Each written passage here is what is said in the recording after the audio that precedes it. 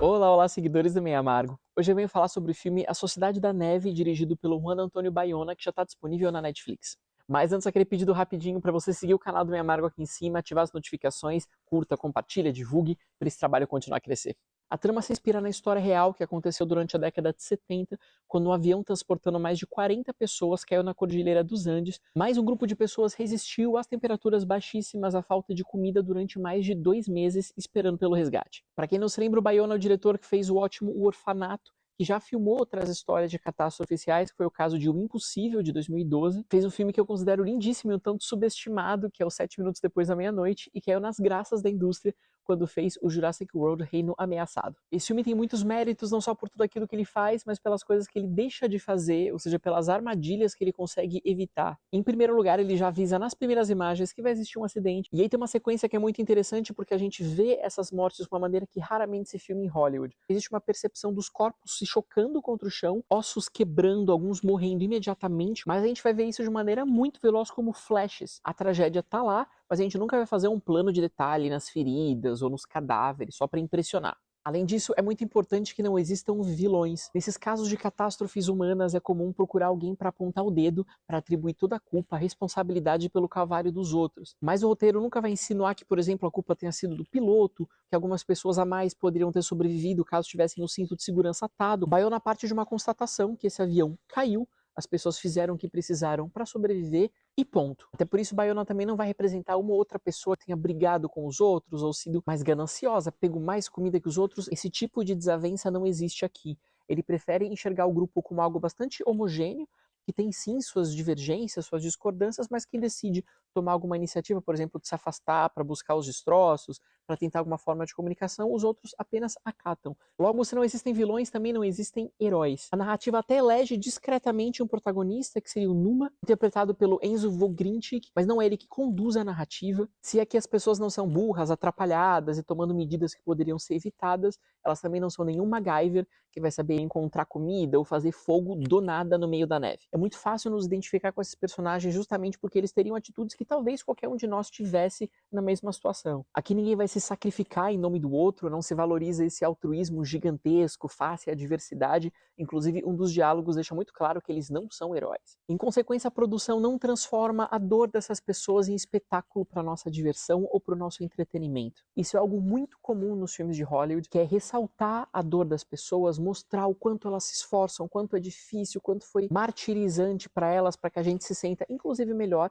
por não ter passado por aquela situação. Sabe essa relação de piedade tipicamente cristã que muitos filmes têm com seus personagens, que nos convida a olhar e falar, tadinhos deles. Não é esse o ponto de vista em A Sociedade da Neve. Nós somos levados a compreendê-los, mas não a chorar por eles. Logo, os criadores também evitam essa chantagem emocional muito comum nas histórias de sobrevivência. A gente nunca vai ver que uma pessoa sobreviveu porque ela tinha um grande amor esperando por ela em casa. Não tem pessoas olhando para a fotinho de seus familiares, chorando e dizendo, eu vou me reencontrar com você, querida. Essa ética da sobrevivência em nome da família ou em nome do esporte, já que eles eram jogadores de rugby, está longe do universo desse filme. A gente não conhece quase nada da família ou do que esperaria por eles de volta no Uruguai.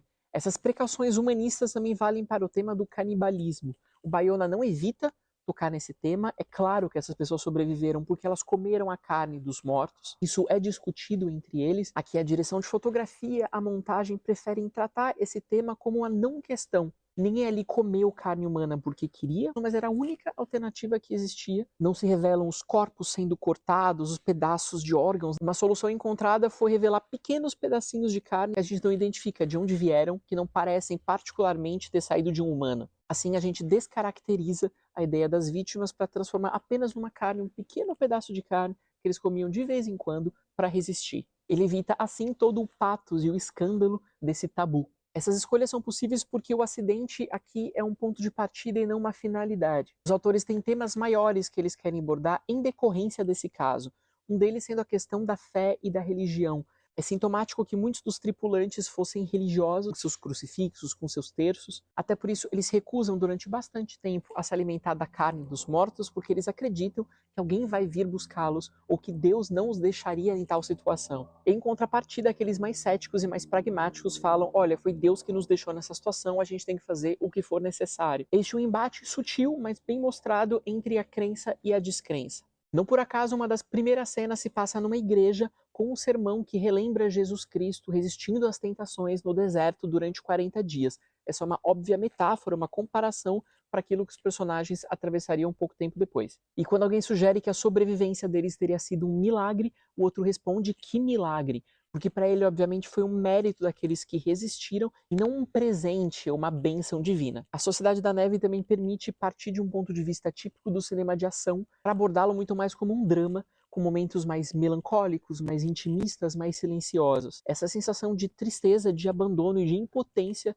é muito bem representada pelo Bayona. Mesmo quando uma trilha é um pouco mais sentimental entra no filme, aí as falas são diminuídas, os ruídos também, para que não exista uma sobrecarga de estímulos e de dramaticidade. E talvez o melhor dos temas abordados aqui diga respeito à motivação para a sobrevivência. É claro que todo mundo quer viver, mas em que condições e a que custo? Se nada indica que a gente vai ser resgatado, se já passou muito tempo e ninguém vem atrás da gente, por que eu vou continuar nesse martírio e eu apenas não me entrego logo? Quando alguém questiona por que um dos personagens está desistindo, ele fala: eu não estou desistindo, eu estou morrendo. Aí se contrapõe viver e sobreviver e esses limites da dignidade humana. Quando eles investem em práticas consideradas imorais, eles estão sujos, esqueléticos, com as feridas abertas, eles ainda podem ser considerados humanos? Existe uma humanidade no simples fato de continuar respirando e vivo dia após dia? Se existe algum problema aqui, ele está ligado, ironicamente, a esse padrão Netflix de qualidade. Enquanto produtora, a empresa garante que o filme tenha muito dinheiro, recursos suficientes para recriar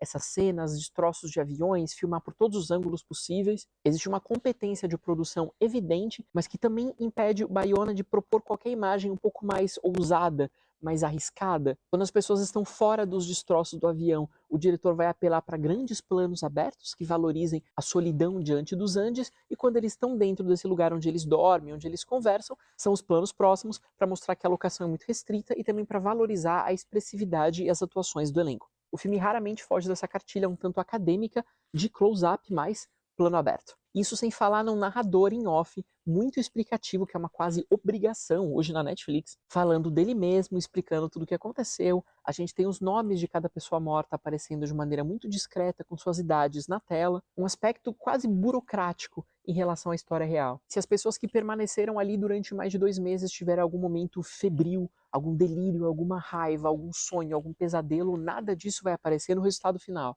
Existe um teor muito mais solene e que vai se ater ao começo, meio e fim, aos dados que eles têm registrados, tanto em memória daqueles que faleceram, quanto em respeito aos sobreviventes. No final, a gente pode dizer que o resultado deu certo, no sentido de que ele foi selecionado na competição oficial do Festival de Veneza, passou por várias premiações em Hollywood e também está sendo muito visto na Netflix, mas é claro que a gente esperaria que todo esse aporte financeiro, essa capacidade de produção, também permitissem alguma forma de risco ou de ousadia ao diretor. Resta um filme que é muito polido, muito correto, muito bem pensado eticamente para abordar as questões humanas, mas também muito limitado e castrador em relação à criatividade dos autores.